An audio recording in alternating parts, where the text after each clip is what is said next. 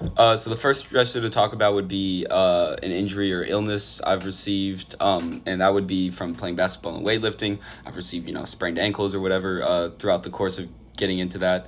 But one thing that can help deal with the stress of being uncertain about your future with your hobbies due to an injury would be keeping fit and still exercising regardless of that injury, while doing it in a way to minimize any possible further injury.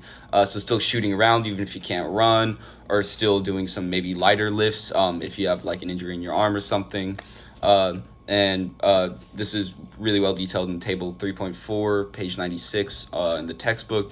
And NCBI has a great study about the effects of stress on physical activity and exercise, and how increasing physical activity can raise your cortisol levels, which makes your body easier. It makes your body relax easier, and therefore reduces stress overall. Another big stressor would be starting up a new school year. It's a new place, it's college, it's all that.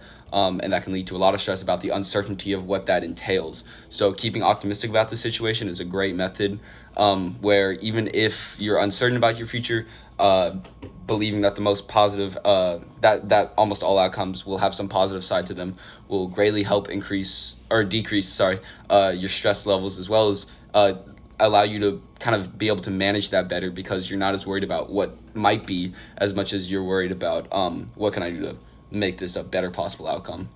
And that can be seen really well on page 93 of the textbook, where they're talking about how optimists tend to have better overall physical and psychological health, as well as a great NCBI study about that that is sourced down below. Another stressor would be a change in living conditions. This kind of goes hand in hand, but moving from a home with my parents to a dorm and living by myself is a big change in life, and that can lead to a lot of stress. But having a social support group has been great for that. It really helps you be able to know others are going through a similar thing as you, and it can greatly reduce your stress levels.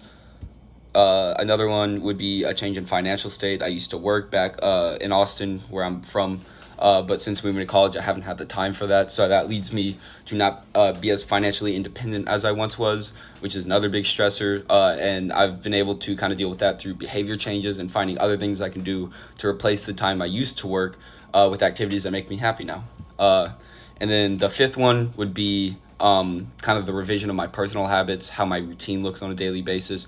It's been a lot of stress trying to make sure I have a good routine down, so I'm staying on top of my grades, my fitness, all of that. And a big thing for that has been stressor control and removing things from my life that simply add stress and don't give me any positive benefit, so I can have more time for things that make me happy.